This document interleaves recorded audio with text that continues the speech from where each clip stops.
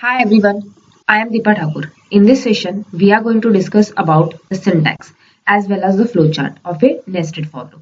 We know the importance of for loop in logical programming implementation in any programming language. Almost all the programming language is a for loop, is a common.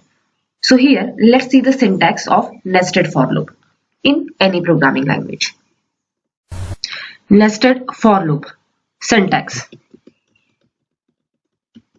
So here,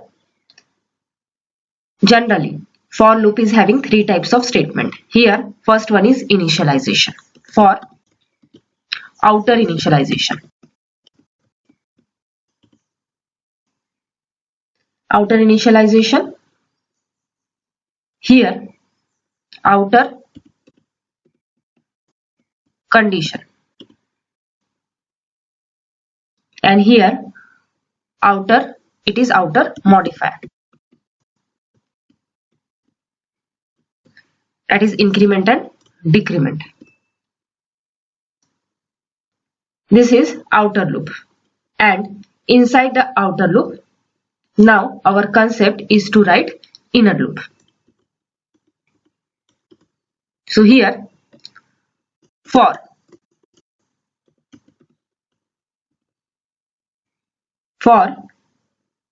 inner loop initialization,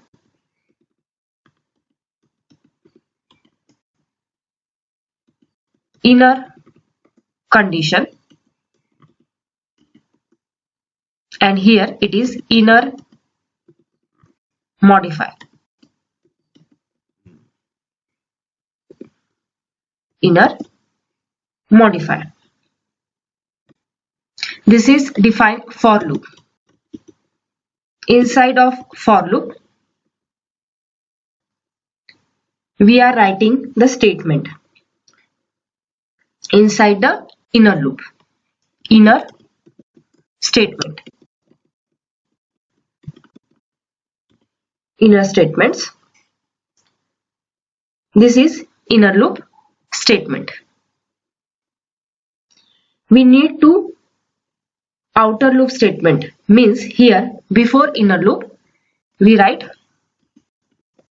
outer loop statements and followed by inner loop outer loop statement. Outer statements. So this is generally the syntax of nested for loop. Now let's see the flow. So here it is how it will execute. Flow is also important. So first of all, the control come and check the outer initialization.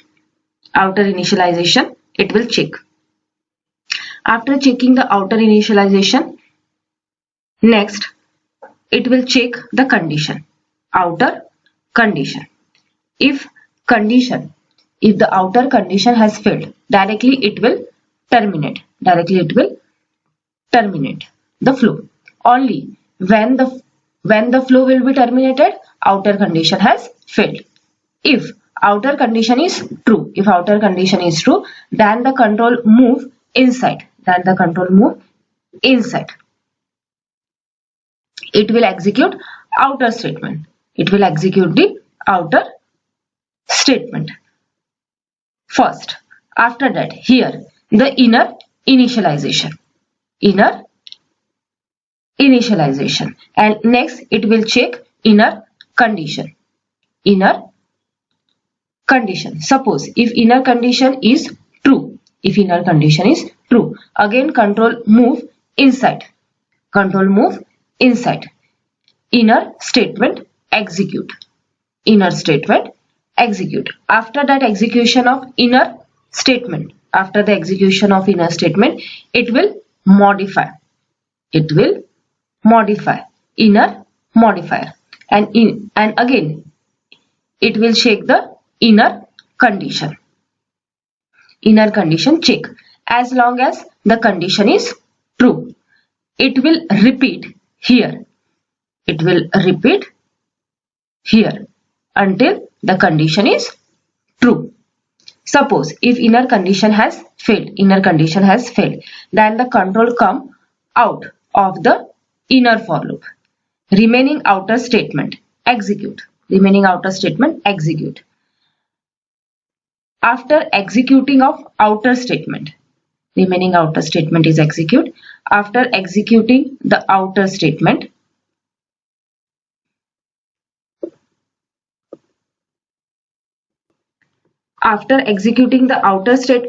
it will terminate. No, it will not terminate. From here, it will go and modify outer modifier. It will modify outer modifier. So here, again, if the outer modifier, so same process will be repeat. If outer modifier, then again it will check the outer condition. If outer condition is true, again same process it will repeat. If outer condition has failed, then it will terminate. So here is the flow of nested for loop. Now let's see the flow chart of nested for loop. What is flow chart of nested for loop? It is a start. Next is a outer initialization. So here outer initialization.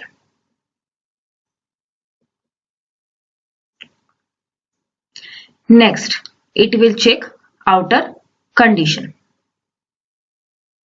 So here outer condition.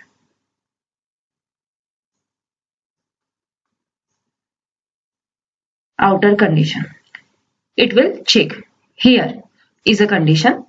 Outer condition. Suppose if outer condition is failed, outer condition has failed. False. If outer condition has failed, directly it will terminate. It will come to end. It will come to end. If outer condition has failed. Suppose if outer condition is true. If outer condition is true, outer statement it will execute. If outer condition is true, outer statement it will execute. So here is a outer statement.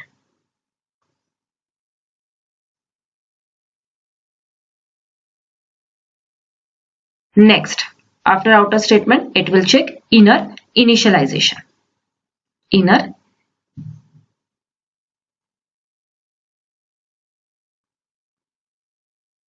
initialization statement. That is also a statement. Here is the inner initialization statement. It will execute. After inner initialization, now inner condition. Now inner condition. Inner condition. It will check. Here it is a inner condition. If inner condition is true, here, then it will go and execute the inner statement. Then it will go and execute the inner statement.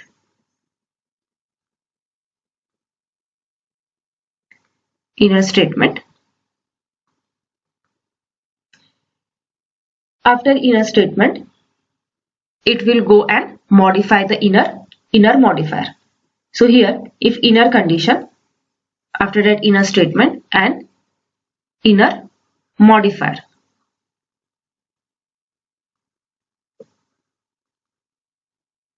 Inner modifier. If inner modifier statement, after that it will check the inner condition. It will check the inner condition. If inner condition is true, again it will go and print the inner statement and modify, and again inner statement. This loop will continue till the inner condition is true. If inner only, the loop will continue. If inner condition is true. First inner statement, it will execute, then inner modifier, then inner condition. It will execute. If inner condition has failed, if inner condition has failed, then it go to the outer statement. Outer statement. Here is outer statement. After that, outer modifier. Go to outer modifier. After outer modifier, it will again check the inner condition. If inner condition is true, again this loop will repeat. So nothing but here is a outer modifier. After that, it will check the inner condition and the loop will continue till the condition is true. If condition is false, then it will directly terminate. It will directly terminate the flow. So here, this is the flow chart of nested for loop. What rules we need to follow while defining nested for loop? This is the flow chart and this is the syntax we should apply in the application while writing the nested for loop. I hope you understood now nested for loop. If you have any queries, question, please write below in the comment section. I will answer them. If you like the video, please click on like button and share the video with your friends. For other topics, please subscribe my channel and click on bell icon so you get notification whenever I upload my new video. Thank you guys for watching my video. Have a good day.